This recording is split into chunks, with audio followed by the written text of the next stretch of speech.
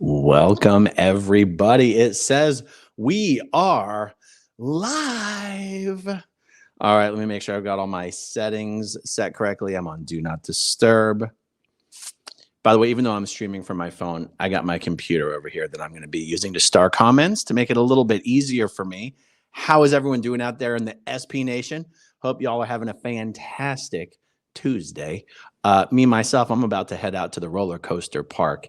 But before I do that, I wanted to jump on here and talk about how it all ends. How does it all end, you guys? What is the end of Scientology going to look like? What is going to bring it about? How is it going to happen? How long is it going to take? These are questions that people have. And you probably get a lot of different answers from a lot of different people. But I like talking about this. This question does come up a lot in the live chats. I've given my thoughts on this a bunch of times, but you know, I could give my thoughts on it 100 times, and I would still want to give my thoughts on it 100 more times. It's fun to talk about. It's fun to think about, and it's fun to get other opinions from other people on this subject. So, any ideas that you guys have, feel free to jump into the live chat or the comments section for the replay crew. And before I get this started, let's just say hello to some channel members and some channel longtime regulars in the chat. Clearwater Chad, always good to see you, buddy. Let's see, scrolling through here. So I had some moderators, Lydia von Stret, hello. And hello to Barb, throwing herself up on the screen early. Coming out strong, Barb, strong game. You want to turn your camera on? All right, I guess not. I'll take you off. Oh, whoa. Barb's here. Hey, Barb. Barb is, well, her audio is not working, but she is refereeing. Is it volleyball or is it basketball? Thumbs up for volleyball, thumbs down for basketball. I forget which one it is. It's one or the other. She's refereeing like a 2-week tournament. That's why. Anyway, all right. All right, good to see you, Barb. All right, I'll bring you back on in a little bit. Okay, Lori Plays, good to see you.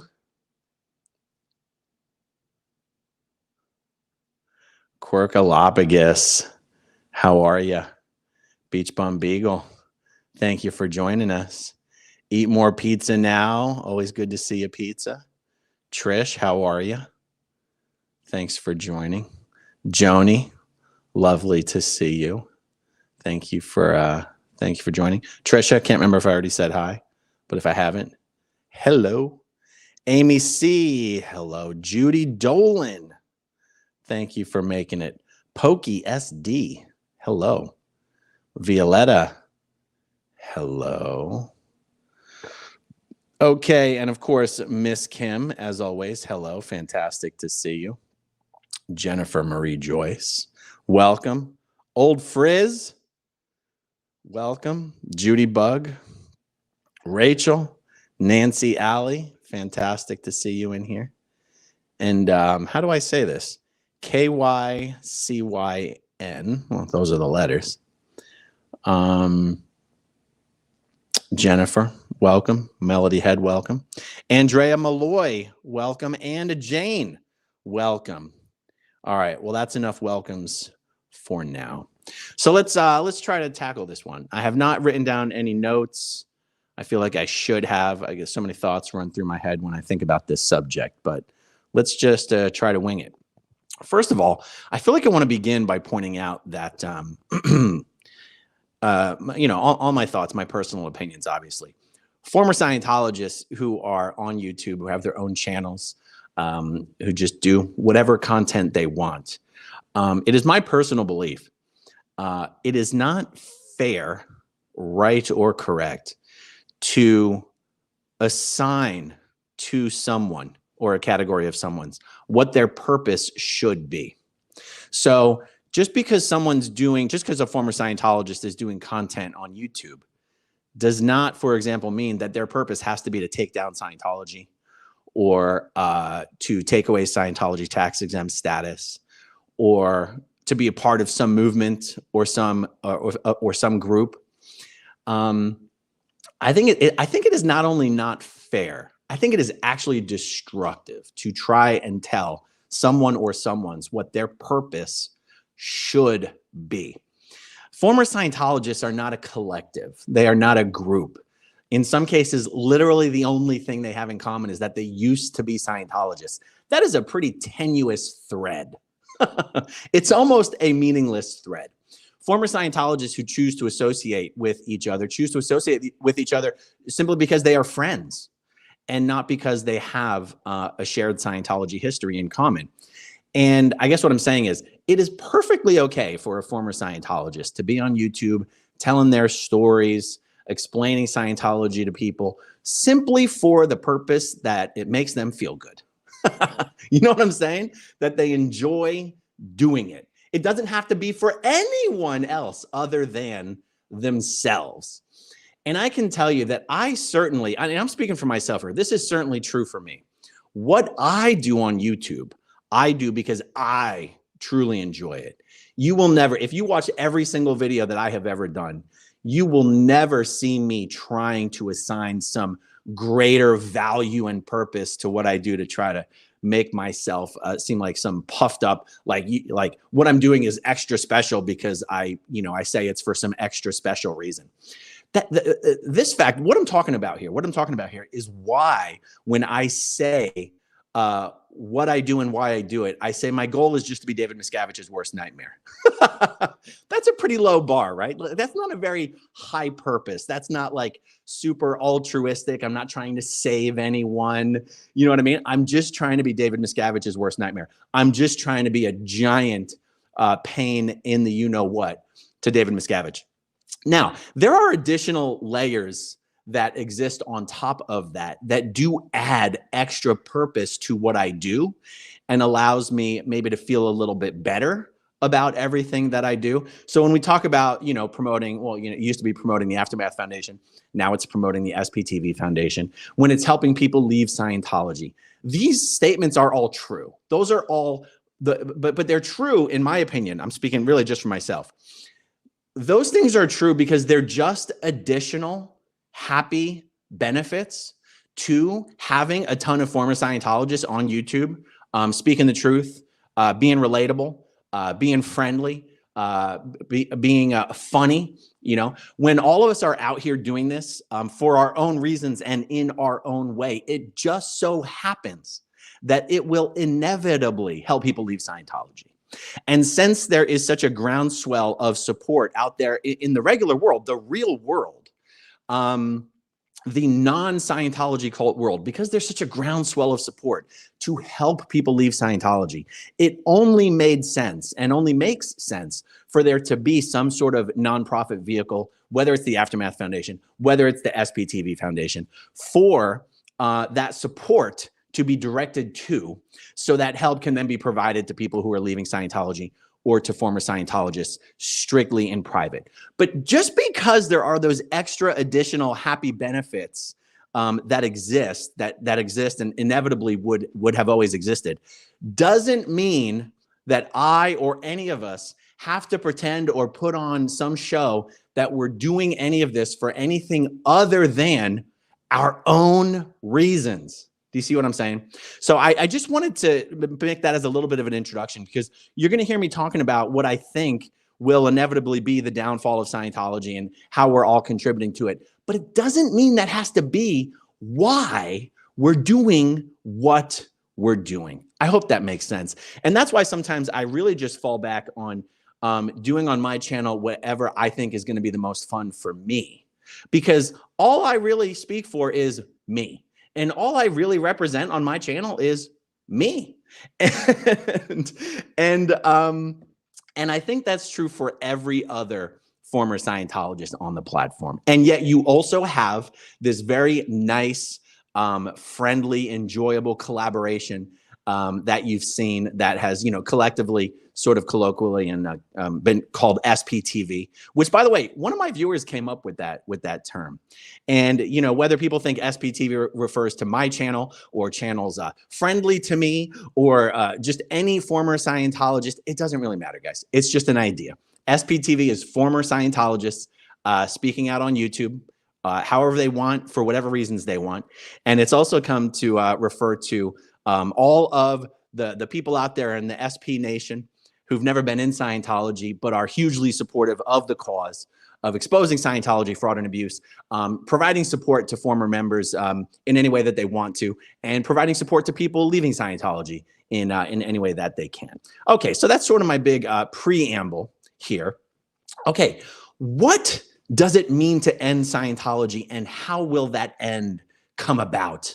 Oh my God, guys, we could talk about this forever. I truly love talking about this. First of all, you'd be crazy not to just start out an answer to this question by pointing out that Scientology is dying a very rapid death just on its own without any help from anybody. That is one of the things that is so remarkable. And helping people who are still inside the cult bubble, helping them actually see and observe and accept and come to terms with the fact that Scientology is dying a pretty rapid death, helping current members see that and come to terms with that, just that alone will actually help accelerate the demise of Scientology as an organization. And that is because one of the biggest frauds, the biggest lies that David Miscavige perpetrates on Scientology members is that Scientology is actually expanding, not only rapidly expanding, but expanding exponentially, expanding faster than ever at any point in its history. It is amazing that you can convince group members of something like this when all the evidence that the exact opposite is true is right in front of the eyes of all Scientologists. And just due to the nature of cult, mind conditioning, brainwashing, programming, whatever you want to call it, a lot of these words are a little controversial, but the way that cults control their members' behavior, information, thoughts, and emotions allows, it's incredible. I mean, if you haven't experienced this, it's hard to imagine it.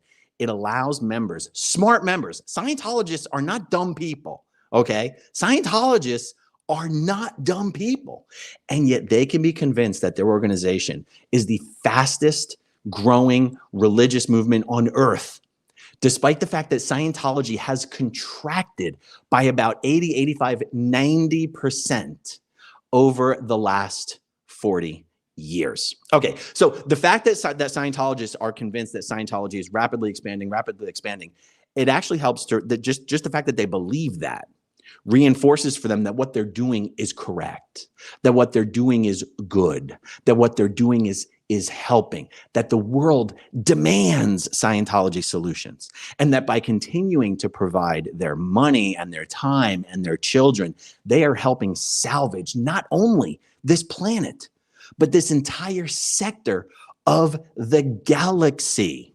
That is actually the language that Scientologists use. I am not exaggerating in any way. Okay, so if Scientology is dying on its own, then what the hell are we doing? Why are we bothering to do anything? That brings me back to what I was saying in the beginning. Everyone who's speaking out about their own story or helping other people tell their stories or just exposing Scientology fraud and abuse is doing it because they want to, because it makes them feel good, because it feels good to talk about these things. Okay, so how does this come together? If Scientology is dying a rapid death, and if what we're doing is basically just helping speed that process along, how does it actually end? Okay, so it depends on how you define end. Some people, it's hard to imagine an entire organization, much less a body of knowledge, just ceasing to exist. No matter how horrible and reprehensible and destructive and criminal an organization is, it can always reorganize. It can always rebrand. It can always, have some semblance of a spark of existence. Okay, so then if we're having this conversation, how are we going to define these terms? We can talk about Scientology ending in financial terms, or we can talk about it in terms of membership. I prefer to talk about it in terms of membership. At its peak, at the peakiest of its peak, late 80s perhaps, maybe very early 90s. It's been said by former executives who have the best view of this, that there was perhaps 100,000 active Scientologists. That's at the peakiest of the peak, guys. And now today, based on the best estimates that are very easy for anyone to put together, I've put it together in a spreadsheet. I've done videos about it. Any former Scientologist can verify these numbers. There are 20 to 30,000 active Scientologists. Okay.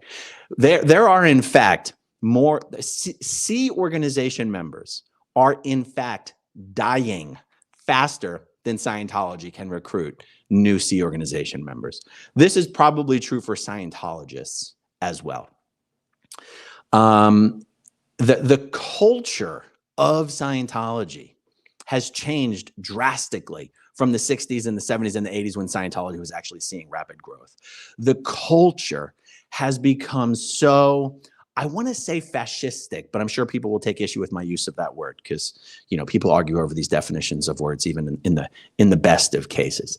It has become such a militant, militarized, controlling type organization that insists on controlling every aspect of your life. It's become the type of organization that it's hard to hold on to members.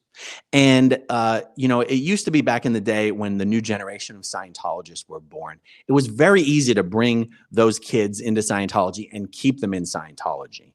That was actually true for my generation. I was born in 1980. I can think of hundreds of kids who were brought into staff, brought into the C organization at my age, who are my age and were brought in at my age, who are still there. That generation of Scientologists will not be having children. An awful lot of that generation of Scientologists will not be having children. And a lot of that generation who managed to get out of the Sea Org and are having children, it's going to be very hard to keep their generation of children in Scientology because the public relations of Scientology is so much worse today than it's ever been.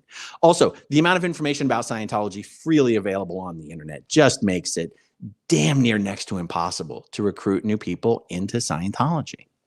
And that's just a fact. So the membership of Scientology is dwindling and dwindling and dwindling. And guys, this isn't just a thought experiment. You can see the evidence of this at every organization where there are any live streaming protesters.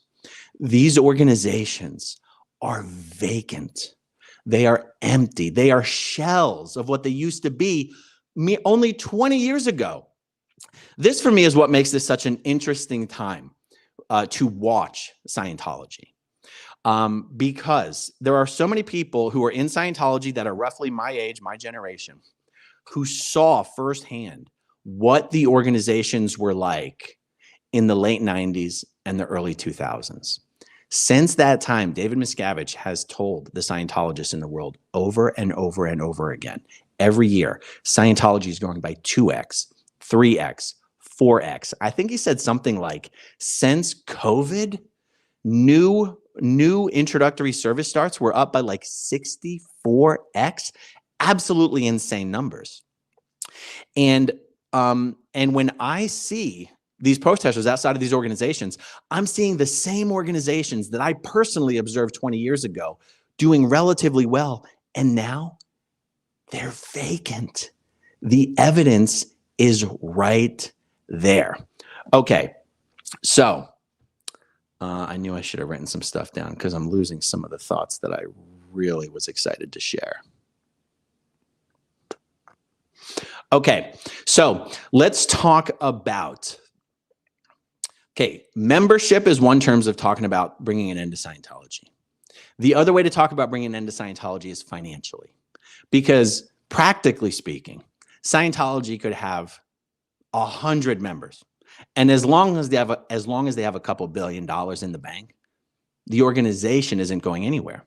But when we talk about an organization, what are we really talking about? Are we talking about a legal entity that exists in some paperwork? Or are we talking about an organization as represented by its body of members? Are we talking about an organization's bank account? For me, that's why I like talking about bringing an end to Scientology in terms of membership. Do I really give a damn whether David Miscavige is sitting on a pile of $1 billion or 2 or 3 of cash, if he doesn't have any members in his organization, I feel like I don't really care. You know what I mean? I don't really care, because what I care is that Scientology is not able to fool and trick and lie to families into believing the lies of Scientology, resulting in the destruction of those families. Families giving away, just giving their children away to work as slaves for David Miscavige. Going deeply into debt, hundreds of thousands of dollars into debt that they'll never be able to get out of, just because they're believing David Miscavige's lies. Okay, so that's why I believe in concentrating on membership, having as much information on the internet as possible from former Scientologists who people in the bubble will recognize, speaking the truth about Scientology, helping facilitate people leaving Scientology, helping preventing people getting into Scientology. And on the side of that coin of preventing people from getting into Scientology, this is why you see me get so excited about protesters outside of orgs. This is why I get so excited about it. This is why I like to promote certain protesters that I think are doing a great job. Because I can tell you, I spent a lot of years at the Philadelphia org. And there was regular pressure at the Philadelphia org for staff members to be out selling books, handing out leaflets, handing out promo, bringing people in to watch the introductory videos. Because when stats are down in the org, there are only, when generally overall stats of the org are down, there's certain stats that are called causative stats. You can personally go out and no matter what, get that stat up, okay? Causative stats. Things like writing letters and things like handing out promo are the causative stats. So no matter what, when everything's going bad and everything's failing and everything's down, the pressure will be get out there on the sidewalks, sell books, hand out promo, hand out personality tests. This is why David Miscavige will never stop emphasizing sidewalk recruitment. He has to tell them that getting the stats up is within the power of the staff members, and that they have to focus on the causative stats. So if stats are crashing organization-wide, you're going to see the emphasis, you're going to see which they are. You are going to see this continued strong emphasis on the sidewalk recruitment. And we can argue that that sidewalk recruitment may not be terribly effective overall, but it is at least what they're supposed to be doing. So protesters out there, shadowing, if you want to call that, generally hanging out in the vicinity where they're trying to bring in new people, and actually approaching the people who are trying to be recruited and giving them the truth. Hey, look, this is actually Scientology. This is not just a self-help group. This is a cult. This is a cult that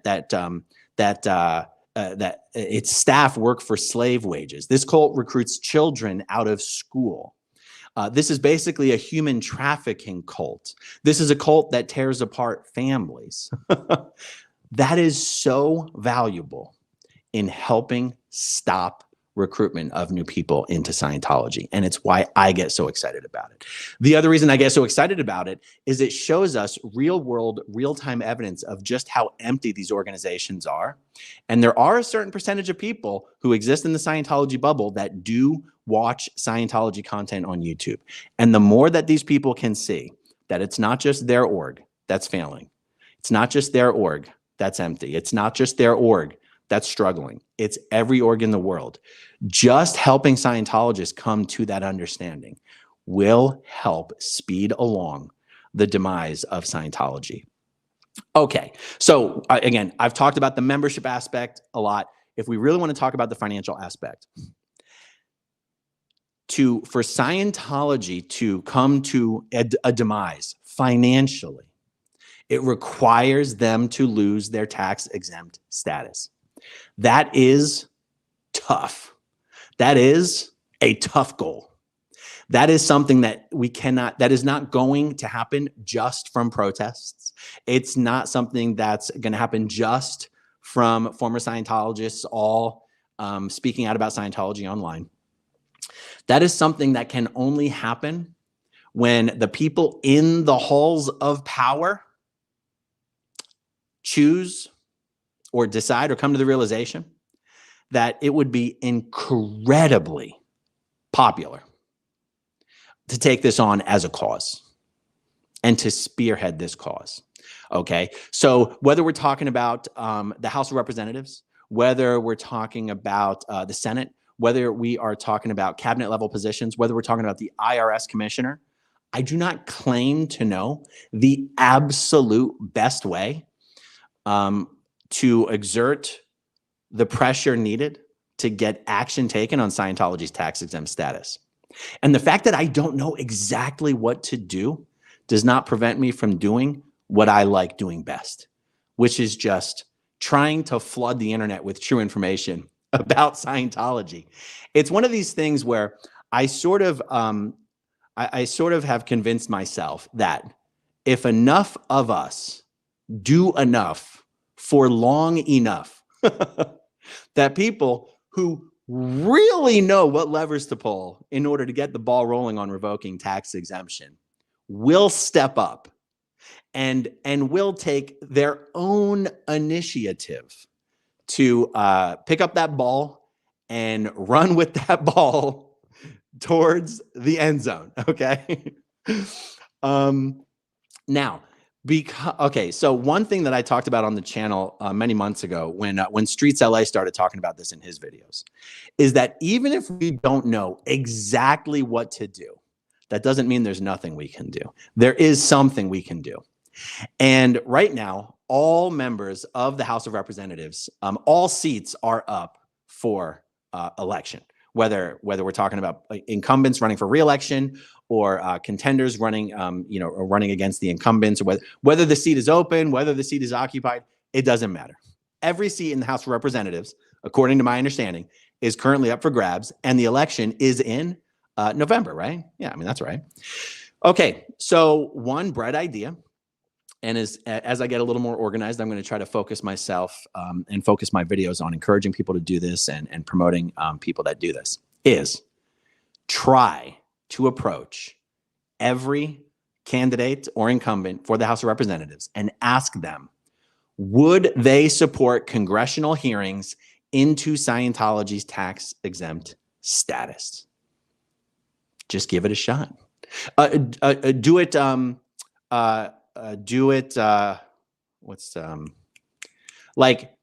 Not just to be confrontational, not just a gotcha, but like asking it very genuinely in a way like you're not being hostile, you're not being aggressive, you genuinely want to know. And anyone trying to do this, understand most people running for office may not even know what the heck you're talking about. They may not. They may see this as a real hot potato, very controversial. They may give a no answer. Then you might get an answer something like, "We don't know anything about this." My advice would be, for those of you engaging in this, very politely follow up. If the elected representative or candidate for elected office that you're approaching with this responds in a way that just indicates they don't have enough information, very politely offer to provide some information and say, look, we're just looking to understand not whether you will call for a hearing, but whether you would support holding hearings into Scientology's tax-exempt status. And you can find links to videos and articles explaining how Scientology basically got the IRS to capitulate and bend the knee by essentially blackmailing the IRS by filing thousands of individual lawsuits against IRS employees. And Scientology may be the only organization in history to actually overwhelm the IRS with legal threats and bring the IRS to the table and say, hey, if you will review our tax-exempt status, we can turn these lawsuits off like a faucet, is how the conversation went, according to the people who were there. And so, but even this idea of like, look, we may not know exactly what we can do to get the IRS tax exemption reviewed and revoked, but it doesn't mean there's nothing we can do. And again, I feel like I want to continue talking about this by explaining, just because we're trying to do something doesn't mean that if it doesn't achieve the result, that it's a failure. And that's kind of why I go back to what I said in the beginning. It's not fair or right to put on to people what their intentions or goals should be. Because if you were to do that, then you could easily chalk everything up as, you could chalk everything every former Scientologist has ever tried to do to expose Scientology abuse as a failure, just because Scientology still has tax exemption. And yet that would be totally false. That would be totally false. And it's also why when I describe my purpose and what I'm doing on my channel, I don't try to assign it some star high, virtuous, noble goal. Because if that's what I was trying to do all the time, then it would just always feel like I was a failure. Right? I mean, even collectively, there's only so much that we can do. But there's always something we can do. And as long as we're doing that something, that is success. And honestly, you know, I know I'm repeating myself, but you guys know how much I like to repeat myself. Just trying to be David Miscavige's worst nightmare is a big enough goal for me. Anything that I or anyone else individually or all of us collectively can accomplish is just a happy little cherry on top. But again, it is a little more fun sometimes to engage in an activity if you do give it a greater purpose. And honestly, that's partly where the foundations come into play. It does give everything we do here on YouTube a bit of a greater purpose if we're able to promote a foundation that can then help people financially who are leaving Scientology, help them in many other ways, also help people who've been out of Scientology and are still struggling for various reasons, attributable to their time in Scientology. It does give it a greater purpose, even though it's not why we're here. You know what I mean? So let's see. It's already July, right? August, September, October, November. 4 months left until the election. It feels like a good time to start emphasizing this grassroots campaign of approaching the incumbents in the House of Representatives and approaching any of the candidates, going to the field offices, going to any of their campaign events and saying, look, genuinely honest question, not a gotcha, I promise. I'm not trying to, you know, make an example out of you on YouTube, but I want to get a real answer to this question. You know, there's a groundswell of former Scientologists who've been talking about the horrible abusive practices in Scientology, the credit card fraud, the identity theft, the elder abuse, the family destruction, the child abuse. Would you, do you happen to know anything about Scientology? You know, talk to him a little bit. Would you support congressional hearings into Scientology's tax exempt status? Let's try to get an answer from as many people as possible. Guys, if we only get 10% of people who are running for House seats to comment, hell, 5% of people to comment on the record that they would support holding hearings, that would be huge, guys. That's something we might be able to do something with. Even if it's only a PR war that we are waging, that's okay. I think fighting Scientology is a PR war. I think it is a PR war. Okay, so we're talking about ending Scientology in terms of membership, ending Scientology in terms of finance. That's right. That's why we said in order to end Scientology financially, their tax exempt status has to be revoked.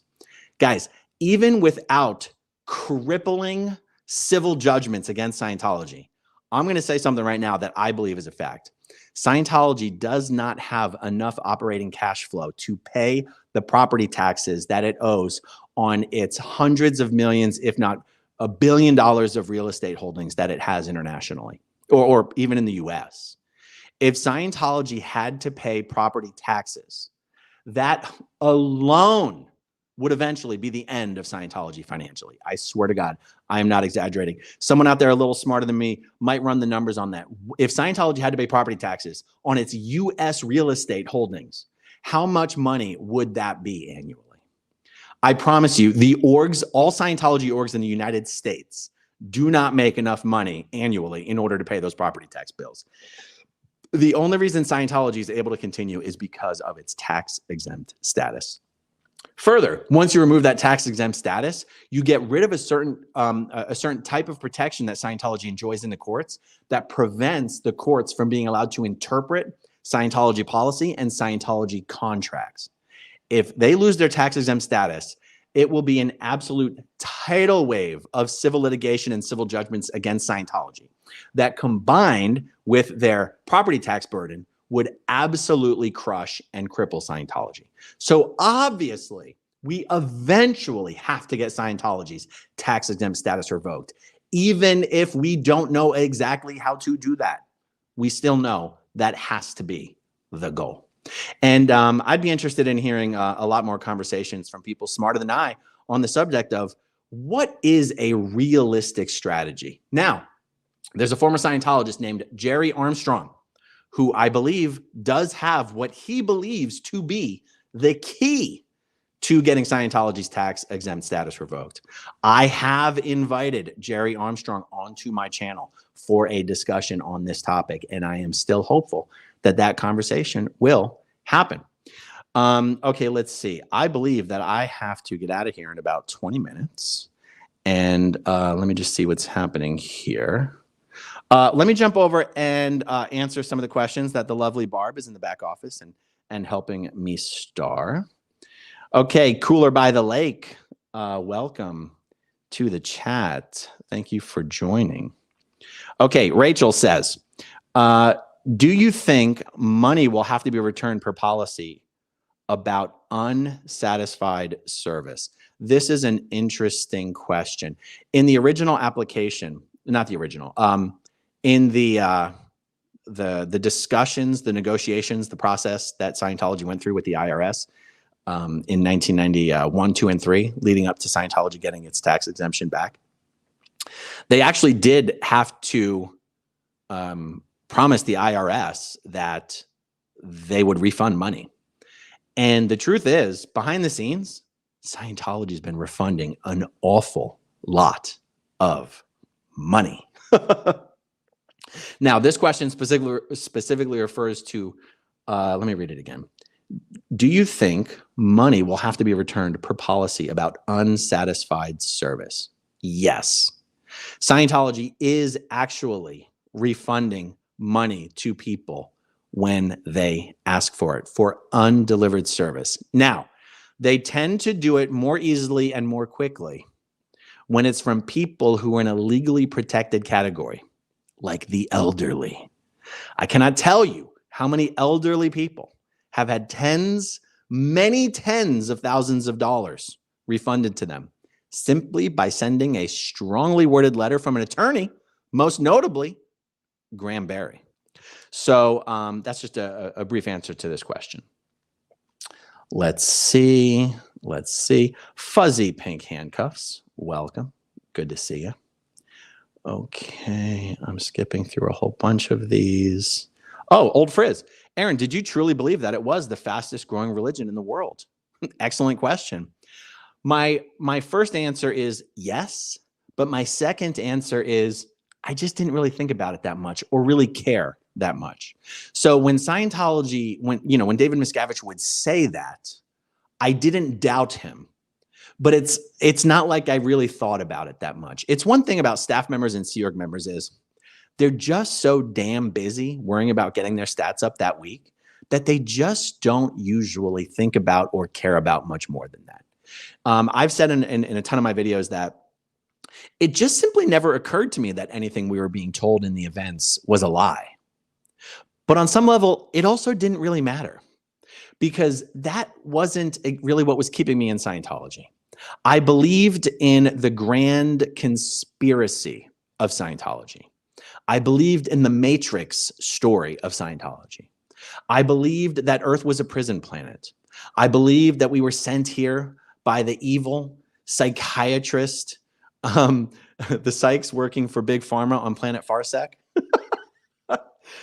I believed that Earth was a prison planet and that we were essentially prisoners living here lifetime after lifetime in a state of perpetual amnesia, lifetime after lifetime, having our memories wiped at the in between lives implant stations by the psychiatrist. I believed in the big, stupid, crazy shit. So yes, whatever David Miscavige said at the events, I also believed, but I didn't really care. Do you know what I mean? So thank you for the question, old frizz. Lisa Kelson says, Jenna's avocado toast is fire.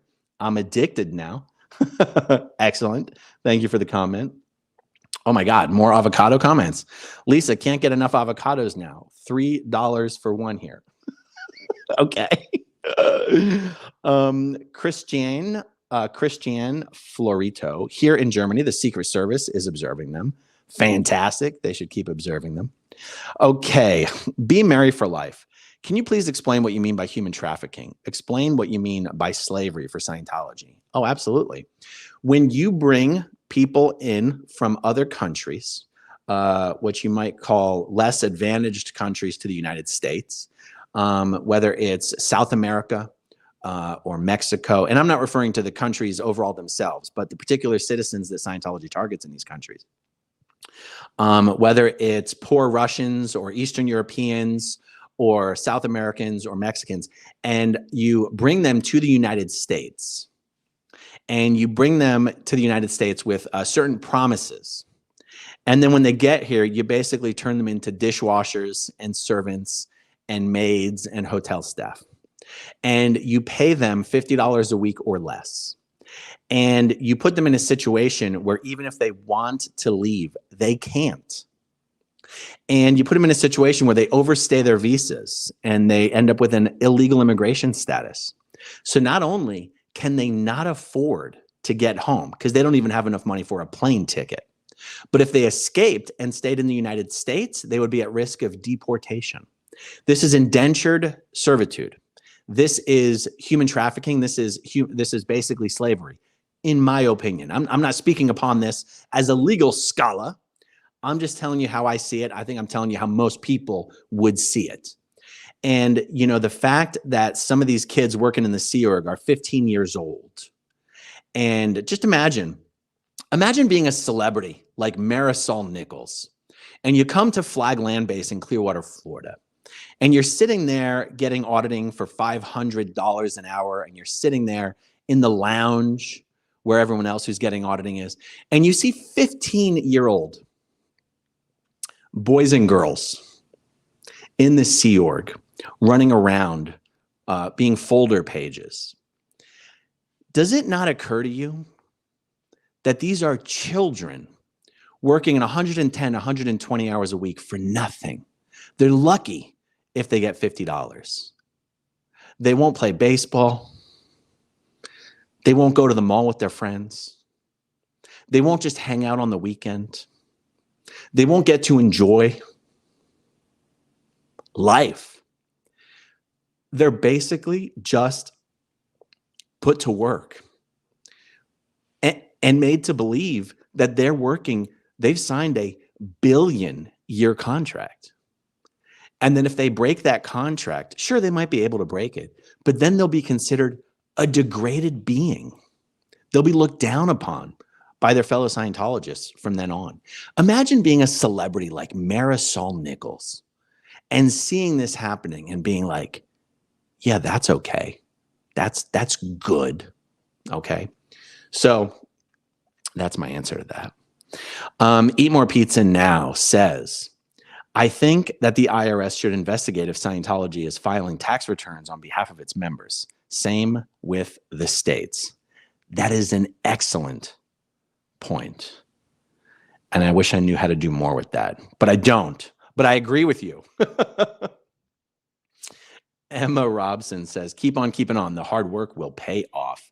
Yes, indeed. And that's why I think it's important. You know, it's important not to burden individuals with goals that are so big and so high that it would make them feel like they've failed if they haven't yet accomplished that. So that's what I'm saying. The hard work will pay off. You know, when I get up every morning and I go, you know, what videos am I going to do today? That's why I don't ask myself, what video am I going to do today that's going to take us one step closer to revoking Scientology's tax exempt status? I don't ask myself that question because it's not why I'm on YouTube, but it is something that eventually, I believe collectively, we will all help make happen in our own little way. So thank you for that. Eat More Pizza Now says, protect the kids and the elderly, bankrupt the cult, help those who need assistance. Absolutely. Laura Rowling says, newbie here, do the recruiters not have the internet? More and more Sea Org members are actually getting some version of internet access, whether it's just emails or something like this. Sea Org members specifically who have internet access have it on devices and on Wi-Fi networks that are heavily filtered. Now, Sea Org members who are a little clever can figure out their way around those filters. And we have heard from many Sea Org members who have left and said, I was watching your guys' videos even when I was in the Sea Org. And that is why just doing videos, just talking about Scientology is helping to take down Scientology. Just talking about Scientology on YouTube in a fair and funny way is helping end Scientology by helping people leave. So, yeah, that's all. Okay, guys, let's see. Yeah, I got to get out of the house in 12 minutes, and I'm sure there's some things I got to do before I end this video. So that is it for now, folks. Thank you all so much for hanging out with me. And let me get my little outro ready here. And I'll talk to you soon. Okay, if you want to see my rock and roll songs, click right on this guitar. And if you want to see a different one of my videos,